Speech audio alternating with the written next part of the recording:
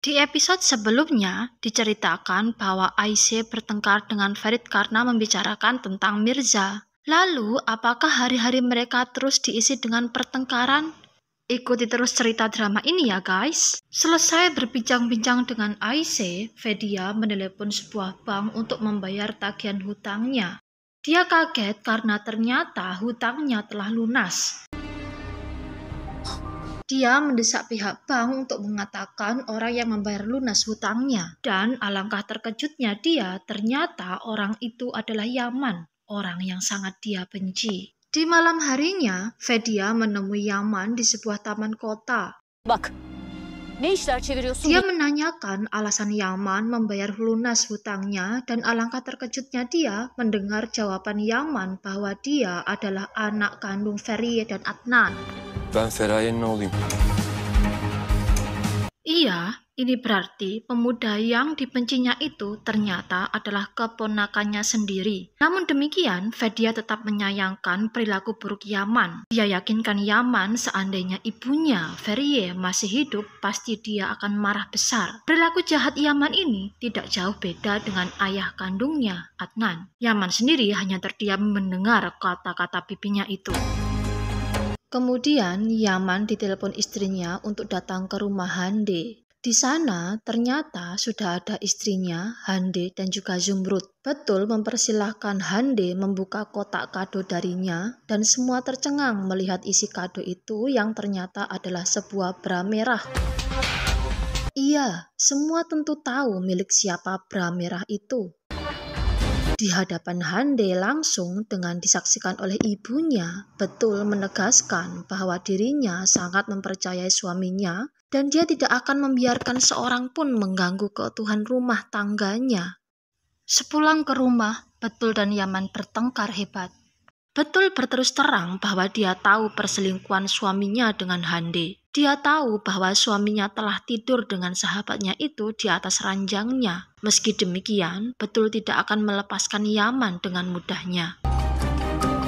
Di kediaman Sancakzadeh, pertengkaran juga terjadi antara Aisyah dan Ferit. Pemicunya lagi-lagi adalah masalah Mirza. Nereden biliyorsun aynı acıyı yaşayamayacağımı? Bildirme beni. Koruyabildirme beni. Aisyah memandang Mirza sebagai sosok penyelamat, sebaliknya Ferit curiga bahwa dia mempunyai niat jahat. Karena Aisyah terus-terusan menyalahkannya, Ferit akhirnya memberikan bukti apa yang telah ditemukannya di mobil karavan Mirza, yaitu sejumlah foto masa kecilnya. Melihat ini, Aisyah langsung terdiam. Dia pun heran bagaimana bisa seorang Mirza yang baru mengenalnya bisa mempunyai foto masa kecilnya. Ferit hendak mengejar Aisyah, tapi langkahnya dihentikan oleh ibunya karena dia ingin mengadakan pertemuan keluarga. Iya, kali ini di hadapan kedua putranya, Azadeh membuka borok suaminya bahwa dia telah berselingkuh.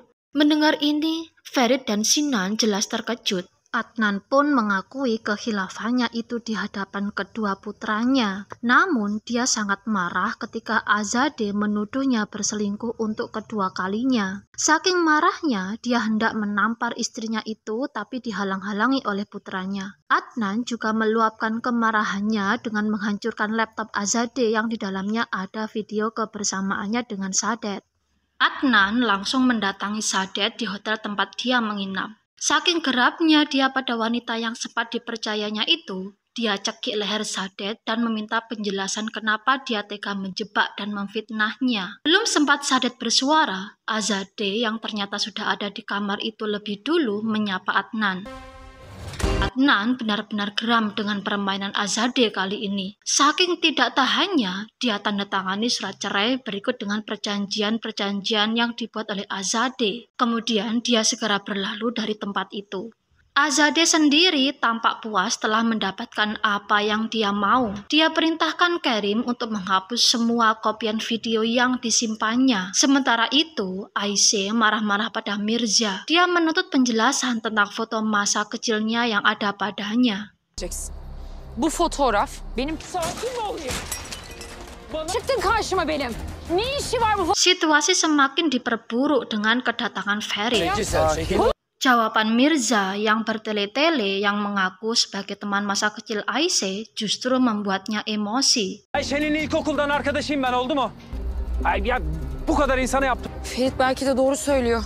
Ne olursa olsun size bu şekilde yaklaşmamalıydım. Dia pukul Mirza, tapi tetap saja jawaban yang diberikannya tidak memuaskan Ferit dan Aisyah. Mirza malah menyarankan agar Ferit mencari orang yang meracuni istrinya itu. Sungguh fakta yang bikin Aisyah shock. Ternyata dia diracuni. Sepanjang perjalanan pulang, Aisyah berusaha mengingat apa yang sudah dia alami. Ferit sendiri hanya diam. Dia tidak berani memberitahu tentang keterlibatan Hande. Gelmişsin bence. Aisyah akhirnya ingat bahwa dia pernah melihat sebuah layar handphone dengan wajah Hande dihadapkan padanya ketika dia terbaring lemah di rumah sakit. Keesokan paginya, Aisyah terbangun lebih dulu daripada Ferit. Dia tampak yakin dengan niatnya saat ini. Dia pandangi suaminya terlebih dulu dan mengatakan maaf padanya. Hep güçlü hissederdim.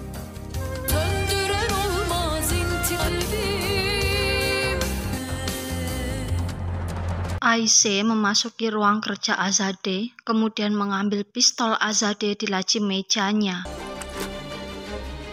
Kemudian dengan langkah pasti dia keluar istana dengan wajah penuh amarah. Dalam hatinya dia bergumam bahwa orang jahat harus dikasih pelajaran. Sudah cukup kesabarannya selama ini. Dia telepon Hande berkali-kali tapi tidak diangkat. Kemudian dia telepon Zumrud. Dia memintanya untuk menyambungkannya dengan putrinya, Hande. Kali ini, Aisyah mengajak bertemu Hande di suatu tempat. Melihat ini, Zumrud semakin curiga pada putrinya itu. Jangan-jangan memang putrinya lah biang kerok segala masalah yang terjadi. Dia beranikan menanyakan segala hal yang menjadi kegundahannya selama ini. Mulai dari perselingkuhannya dengan Yaman, dan tentunya menjadi penyebab Aisyah keguguran. Dan dia sangat shock sekali ketika jawaban dari semua pertanyaannya itu adalah iya. Saking shocknya, dia sampai terjatuh dari tangga rumahnya. Diaman Sajjakzadeh, Azadeh tampak kebingungan mencari pistolnya. Ferit juga tampak sibuk mencari-cari keberadaan Aisyah. Dia bertanya pada ibunya, tapi ibunya juga tidak tahu. Dia buru-buru pergi ketika tahu bahwa pistol ibunya menghilang. Ferit menelepon Aisyah tapi tak diangkat juga. Ferit ditemani oleh Sinan mencari Aisyah. Akhirnya dia telepon Zumrud. Zumrud yang masih dalam keadaan kesakitan berusaha untuk meraih HP-nya. Kemudian dia jawab panggilan telepon dari Ferit dan memberitahukannya bahwa Hande dan Aisyah bertemu di suatu tempat. Mendengar ini, Ferit dan Sinan semakin khawatir dengan apa yang akan dilakukan Aisyah. Lalu di manakah Aisyah? Di suatu tempat, Aisyah bertemu dengan Hande. Aisyah benar-benar muak dengan sikap arogan Hande. Dia arahkan pistol yang dibawanya ke muka Hande dan dia maki-maki Hande. Letusan peluru yang ditembakkan oleh Aisyah berhasil membuat Hande berlutut di hadapannya. Aisyah benar-benar marah.